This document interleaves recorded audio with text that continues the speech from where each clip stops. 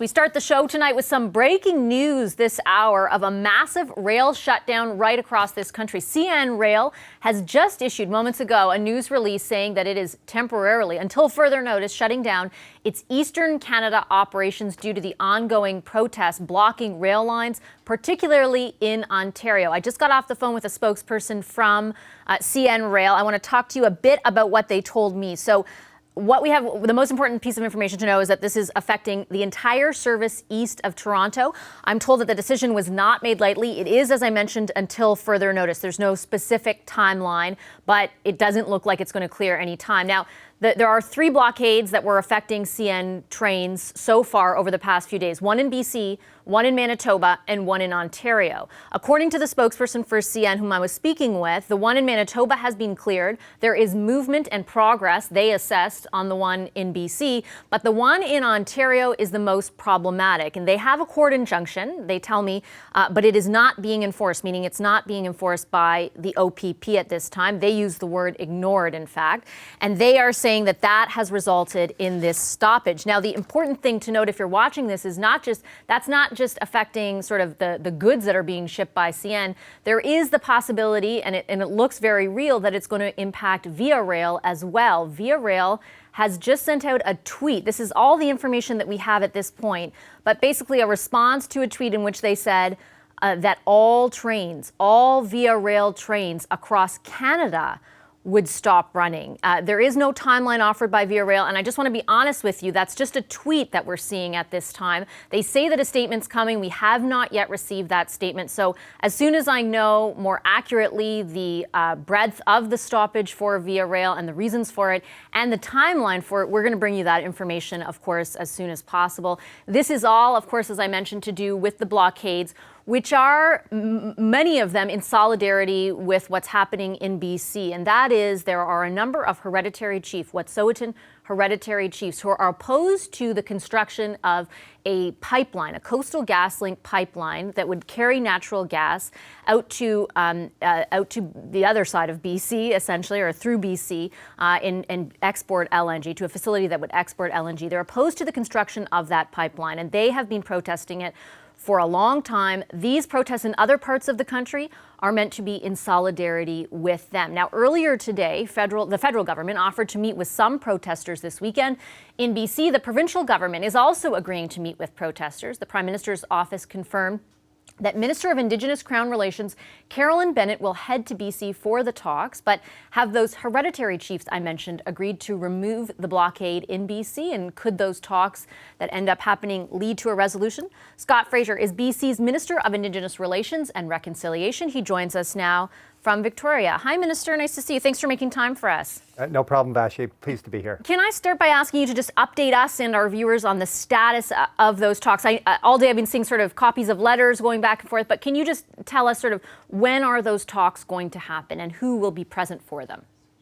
Over the last several days, there have been discussions with the Gitxsan, the nation next to Wet'suwet'en, Gitxsan hereditary chief and chiefs who have offered to invited governments to a meeting that as a calming period that could happen. And so that would be jointly with the Gitxsan and the Wet'suwet'en hereditary chiefs. And so we immediately responded saying we would be happy to attend. And then we were waiting on the PMO, and they have also they've issued a written statement saying they would be attending also. I've spoken with my counterpart, Minister Bennett, and she indeed is available. So that is being organized right now. As part of that, the Gitxsan hereditary chiefs said they would, in a show of a good faith, that they would dismantle the roadblock or the blockade of the CN. They have confirmed that. Yeah, that's correct. And has that been dismantled?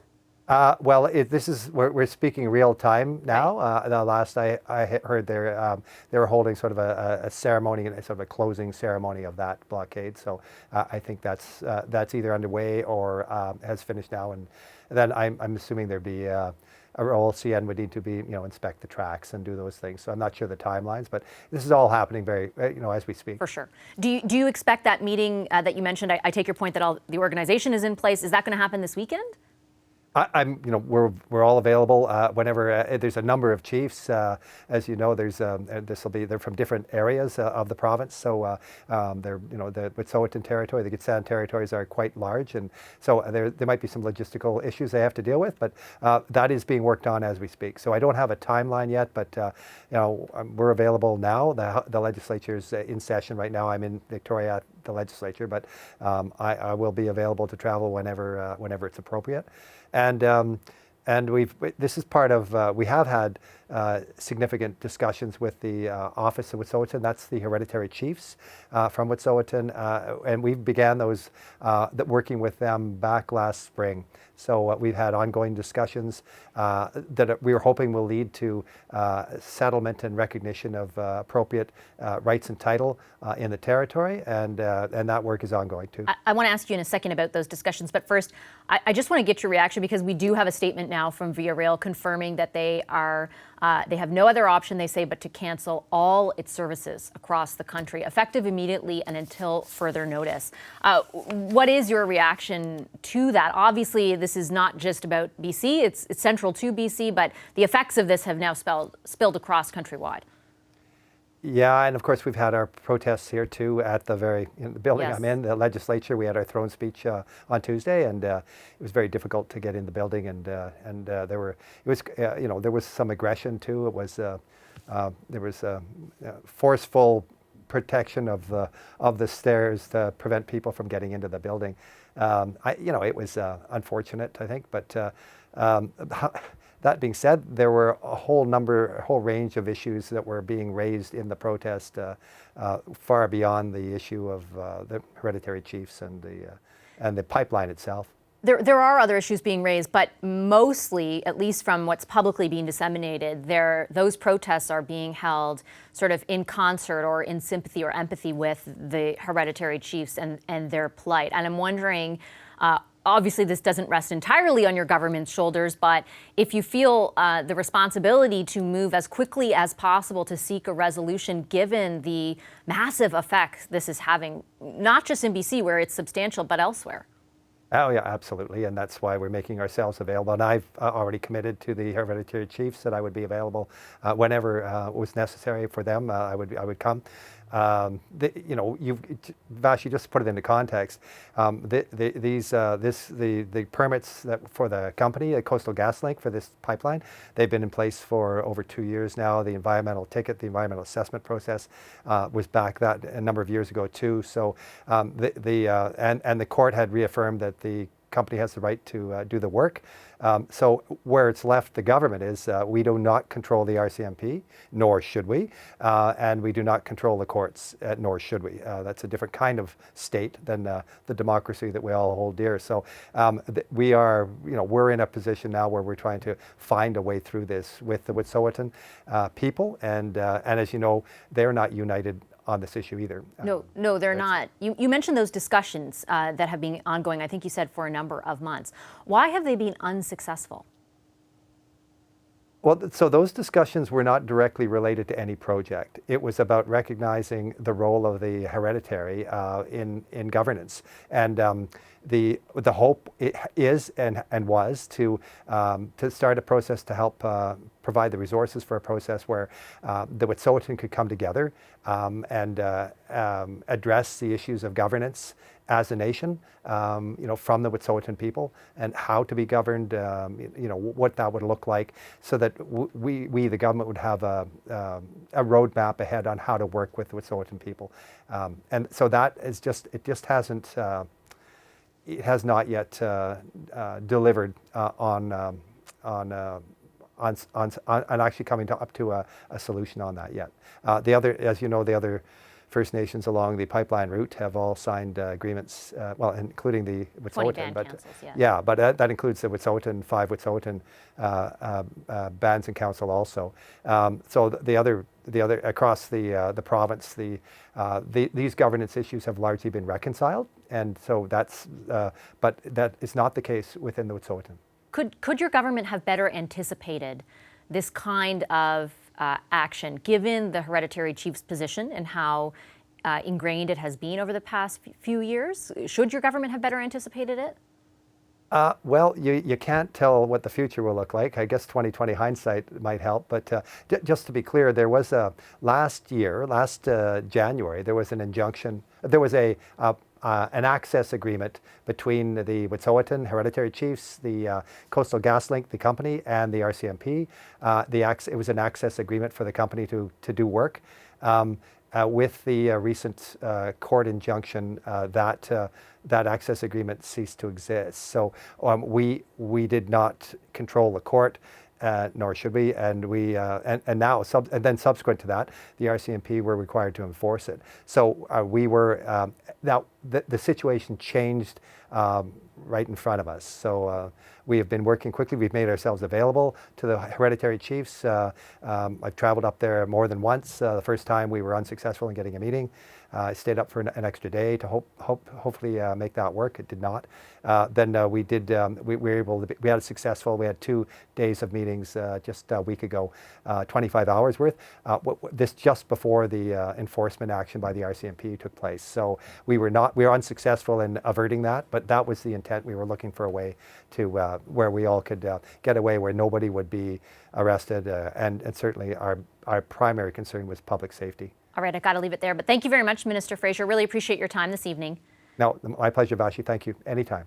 BC's Minister of Indigenous Relations and Reconciliation from Victoria. And we want to update you, of course, on the breaking news unfolding at this hour. Via Rail has just confirmed that it is cancelling its services right across Canada until further notice. In the statement that Via Rail just released, it said that it is providing full refunds for all cancelled trips, which are being processed automatically, which means you don't need to contact Via. What they also go over is that the announcement that they're making, the cancellation of all those passenger trains, is due to CN Rail's announcement, which just momentarily preceded Via Rail, that it is temporarily shutting down all of its operations in Eastern Canada due to the ongoing protests blocking rail lines. Now, one of those protests, actually the one that CN zeroed in on specifically, is outside of Belleville, Ontario, where some members of the Mohawks in Tyendinaga are continuing their rail blockade in support of the Wet'suwet'en hereditary chiefs. That protest is into its 8th day. Today, Ontario's Minister of Indigenous Affairs, Greg Rickford, urged Ottawa to take action. I've talked with Minister Miller, the Federal Minister of Indigenous Services Canada. I've impressed upon him that we would like to see a more prominent position of the federal government on this, because the issues that underpin this are serious national questions. To that end, we believe and we hope and we certainly encourage Minister Miller to go in to the community at his earliest convenience. The activists have requested that. Given the national questions that are the basis for their blockade, and deal with those. Federal Minister of Indigenous Services Mark Miller has offered to meet with Tyendinaga leaders on Saturday. In a statement, he says, "My request is to discontinue the protest and barricade of the train tracks as soon as practicable. As you well know," he continues, "this is a highly volatile situation and the safety of all involved is of the utmost importance to me. I hope you will agree to this request and that we can meet in the spirit of peace and cooperation that should guide our relationship." Now, the CBC's Olivia Stefanovic has been covering the story from the protest site all day. Hi, Olivia. Can you update us on the latest, what's been happening there over the past few hours? Yeah, Vashi. Well, the tone has really shifted here in the last 24 hours. I arrived at this camp that's set up behind me by the Mohawks yesterday afternoon. And at that time, I was allowed to cross the tracks freely, speak to protesters, record interviews and film. But that all changed this morning when the media came back. And this all stems from this email that Indigenous Services Mark Miller sent to one of the members of this protest group, saying that he's willing to meet with these protesters, but that he wants this demonstration to end. And that's caused tension within the group. In fact, we're seeing more outsiders come to this group. There was an incident actually, Vashi, earlier today with the media in which one outsider was yelling at us, telling us to get far back. So that's why we are standing as far down the road as we are at this point. This is as close as we can get you to the camp at this time. And I do want to give you a sense of what's going on behind me. So there are several tents set up that you might be able to see just to my side here with a large red sign that says "Stop stop colonization.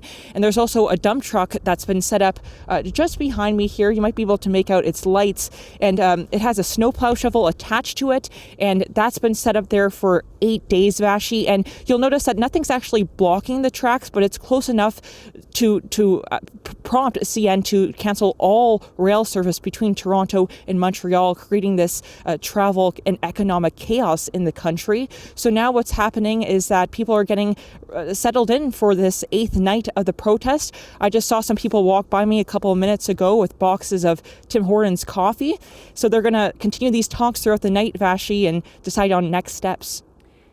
And Olivia, what are you hearing from the protesters, specifically where the federal government is concerned? Because as you mentioned with CN, CN was telling us that it's this blockade in Ontario that they say is not being enforced, that is being ignored, according to them. And that's causing them to shut down their operations in Eastern Ontario. As we mentioned off the top of the show, that's just been announced.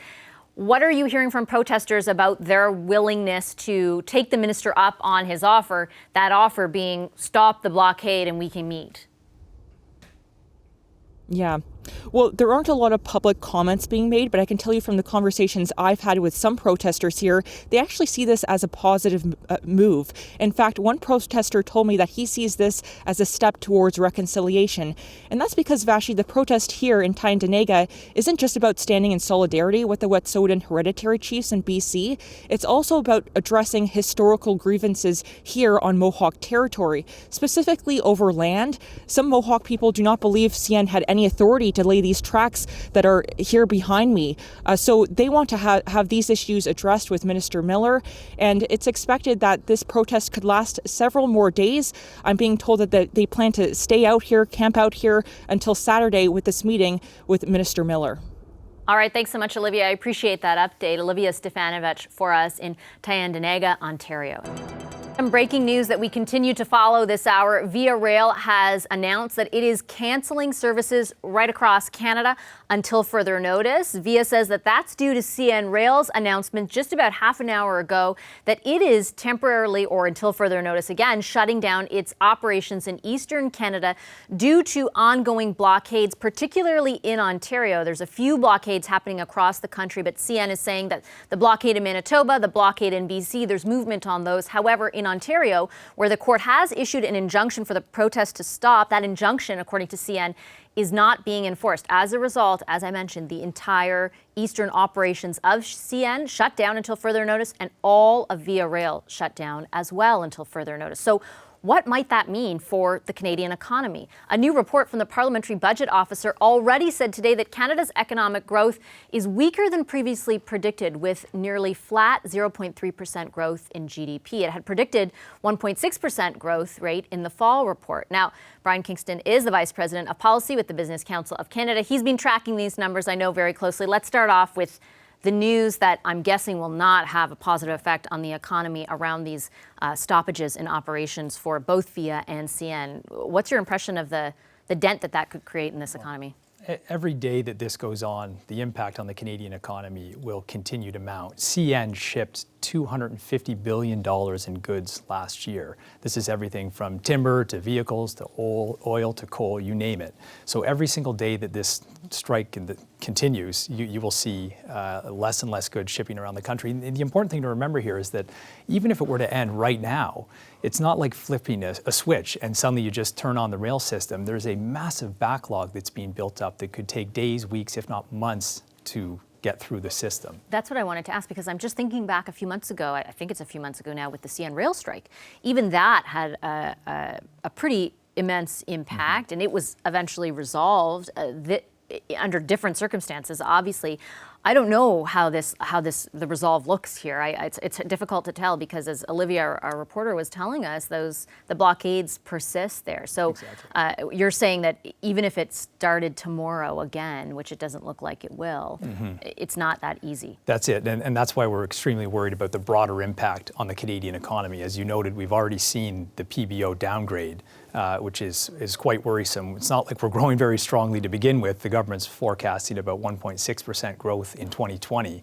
You now add in this situation with our rail system. You put coronavirus on top of that, which is extremely hard to predict, And it becomes increasingly difficult to see the forecasts that were issued by the government literally just a month and a bit ago holding. Yeah, so what's been happening? What leads to, first in layman's terms, if you could explain what the Parliamentary Budget Officer, that's sort of the budget watchdog here, what he said about the economy. What's important to take away from that? Yeah, a couple of things. First of all, they downgraded their forecast for the last quarter of 2019. They had predicted that the Canadian economy was going to grow at around 1.6%. They're now saying it only grew at 0.3%. So that's a significant downgrade. And that's mostly due to some shutdowns that occurred in the last quarter, including at some potash mines. So that's significant, and that doesn't lead to a strong beginning for 2020. They've downgraded the first quarter growth for 2020 from 1.8% to 1.5%, and largely they've attributed that to coronavirus. They haven't even brought in yet an estimate for what the CN situation will mean. Yeah, it's apart from that. And I would note, even I think you said it a bit too, but in the PBO's report specific to coronavirus, they estimated it's a 0.3% downgrade, but they said that's a highly unreliable number, that essentially it's very difficult at this point to pin that down. Exactly. The wild card here is that a lot of economists are using the 2003 SARS crisis to forecast what the economic impact could be on Canada.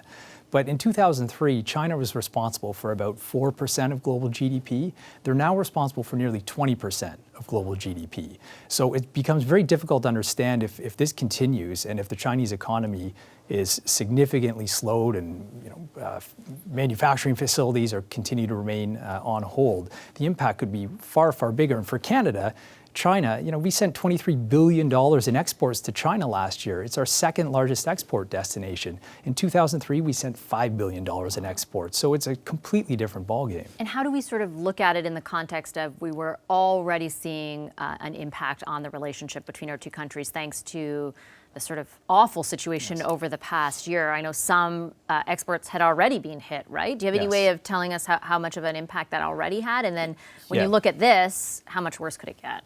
It's already had a huge impact. So the 2019 export figures that have just come out, the 23 billion that we sent to China, that's down from 28 billion in 2018. That is the largest decline we've seen in over a decade in our exports to that market. So we're already in a very difficult situation. You add in coronavirus, you add in uncertainty created by the US-China deal, which could negatively impact Canadian exporters, and it's hard to see a positive story for Canadian exports to China this year. Are there particular exports that are affected more than others because of this? Absolutely. I mean, there's the obvious ones that the Chinese have targeted in what appears to be a retaliatory measure. So we're talking about canola, initially beef and pork. Exactly. But when you look at the US-China deal and trying to see where that could impact Canada, it's basically all of our top resource exports. So everything from coal to even motor part vehicles could be impacted. And then you add on the CN situation, and a lot of these products are shipped via rail to ports. Yeah, that's exactly what I wanted to ask you. And now we have this backlog, which means that we may not actually be able to meet some of the commitments to Chinese customers. So very challenging to see the 2020 export picture being positive. Just quickly before I let you go, on that very point, when you're looking at what's happening with CN, what particular sectors of the economy are you watching for to see the biggest impact of this operational shutdown? For CN, I mean, they ship everything from grain to vehicles to oil. The grain sector just came out today and said this has already cost them $10 million, just in a matter of days. So you can imagine when you add in other sectors, the auto vehicle sector, for example, sends a huge amount of parts and vehicles via rail. So any large good that is moved in significant volumes across North America will be impacted by this. And a lot of these products, it's not as though you can just say, oh, let's put it on a truck. It doesn't work like that. Rail is the only option, which makes this very worrying. Yeah, we're all realizing that very quickly right now. Thank you so much, Brian. Great to see you again. Brian Kingston of the Business Council of Canada.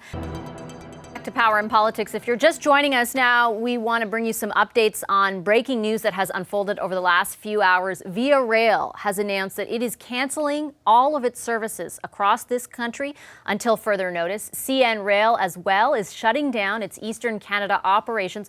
all due to ongoing protests blocking rail lines. The shutdown is, of course, expected to hit the Canadian economy, which is already starting to reel. A new report from the Parliamentary Budget Officer, just out today, said Canada's economic growth was nearly flat at 0.3% in the last quarter of 2019. It had predicted a 1.6% growth rate in the fall report. So how is the government responding to the economic slowdown, and what should it do to address the blockades? Francesco Sobara is the Parliamentary Secretary to the Minister of National Revenue. He joins us from Toronto. Pierre Poilievre is the Conservatives' finance critic. He's with us here in studio. And Heather McPherson is the NDP's Deputy House Leader. She joins us from Edmonton. Hi to all three of you. Thanks very much for being with us. Hello. Mr. Sobara, I want to start with you. Just before the show started, CN announces that it's shut down its Eastern Canada operations. Via Rail is no longer operating in this country. What's your government going to do about it? Well, first off, obviously our government is closely monitoring the situation at hand.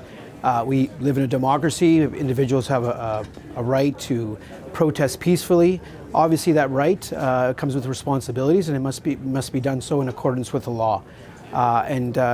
We hope all parties will come to the table, and that a process that's in place will go forward in terms of we can find a resolution, and at the same time ensure that protesters have the right peacefully with responsibilities, that everything is done so in accordance with the law. They do have the right to peacefully protest, but particularly for CN, it says that the blockade in Ontario, there is an injunction to stop that protest. It's, however, not being enforced. Is there something your government's going to do about that? Well, first of all, with the injunction in place, that is up to the police force to look at that injunction and to act on that. It's not for the government to direct the police force to do so.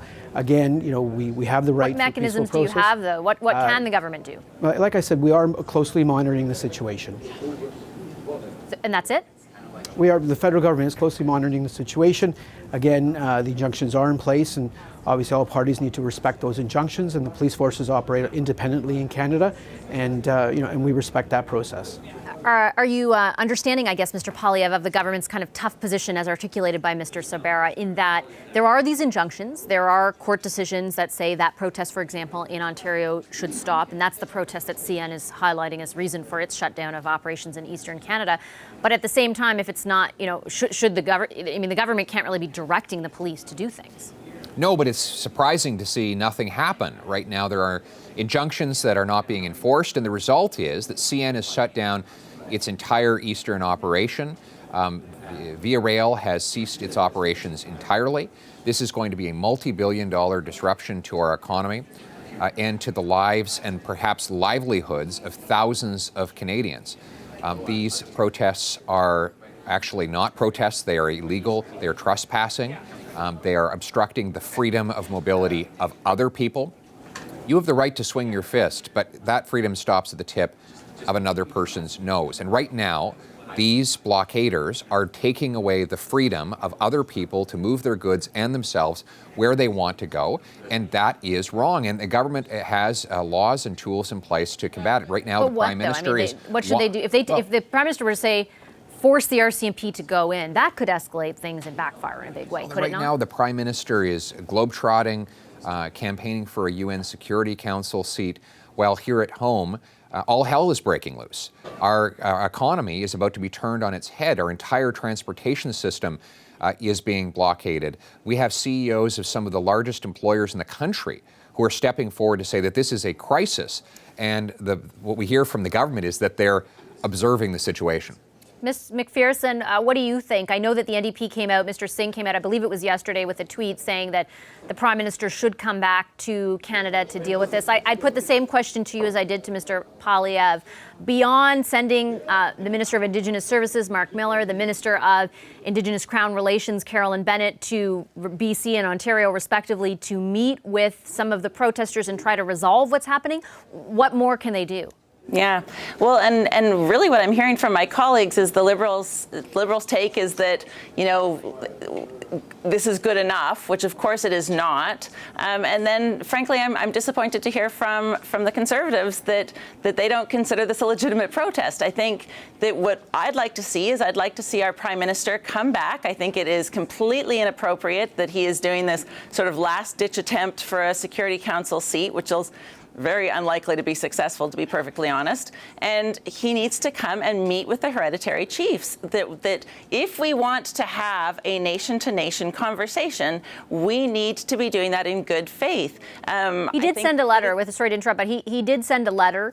There has been, there is a request for a meeting with Carolyn Bennett, who I understand will join up with Minister Fraser, the Minister of Indigenous Relations in BC. You think the Prime Minister himself should be doing it? Absolutely. Absolutely. It is nation to nation. The Prime Minister should be going there. He should be speaking to those hereditary chiefs. And frankly, this is such a result, this is such a consequence of our broken relationship with Indigenous people. And we are going to see this again and again and again until we fix that relationship, until we take concrete measures that isn't just us talking, isn't just the leader talking. Mr. Sabera, let me get you to respond to that. Should the Prime Minister be doing this himself? Should he be here? Thank you for allowing me to speak, Pashi. The first thing I would say is that there's no more important relationship for our government, whether it's this term or last term. It's not what you do. Then, if I can finish, please. Then our relationship with Indigenous peoples across this beautiful country. First of all, we are a government that respects someone's right to peaceful protest. Unlike Mr. Poilievre's comments, with just inflamed rhetoric, if I can add, that's not constructive. What we want to ensure is that people have the right to undertake peaceful protest in accordance with the law. There are injunctions in place. The injunctions and we hope, in due time that a resolution is brought forth and that all parties have their voices heard, and that comes with the right for parties to have peaceful protest. I take your point, but due time. We are closely monitoring the situation. Things are happening, right? I take your point about due time. I totally understand what you're saying, except for in the meantime, you can't even get on a train in this country right now. Your point is well taken. There are disruptions taking place with regards to via rail and passengers, and we're quite aware of that, and the government's quite aware of that. And I would say, again, there's no more important relationship for our government than the consultative process, and we've seen what's come out of that consultative process with the go forward with the TMX pipeline, where our consultations did lead to approval by the courts. And we've seen that again and again. Our government has stepped to the plate to work with our Indigenous partners on a nation-to-nation relationship, and our results are there, and they're being demonstrated. Okay, I want to bring your colleagues in for a final word from each of them. Mr. Poilievre? Well, first of all, this is not peaceful. When you're blocking the flow of goods that are required for farmers to get paid, for small businesses to operate, for consumers to get the basic goods they need, when you're blocking the functioning of our national passenger rail system, that is not peaceful. Peaceful violent. No, but peaceful protesting is the ability to say anything you want, whenever you want, as loudly as you want. And that is the freedom that we should defend. I believe in defending your right to say even the things I most disagree with. But when you're blocking other people's freedom of mobility, that goes beyond peaceful protest. We now have court injunctions, so the rule of law needs to be enforced. I still don't know what that means. What does enforce mean? Just forcing the RCMP and forcing the OPP and sending the army in? Like, what is it? We need to get our rail network up and running. We need to remove people from obstructing the free flow of goods and people across this country. That needs to happen. That is the rule of law. And frankly, I think the Prime Minister has to get on a plane, come back to Canada, and do his job to get our economy rolling again. Ms. McPherson, last word to you. You know, all I will say is I think that what we need to see, I totally agree, the Prime Minister needs to come back. I would beg him to actually start, developing, to live up to his words of the most important relationship in Canada. We hear it from him, but we just don't see it. Okay, I have to leave it there. Thank you very much to all three of you for your time this evening. Really appreciate it. Thanks to Francesco Sabera, Pierre Poilievre, and Heather McPherson. Hi, I'm Vashi Capellos, host of Power in Politics. See more of our show by subscribing to the CBC News channel or click the link for another video.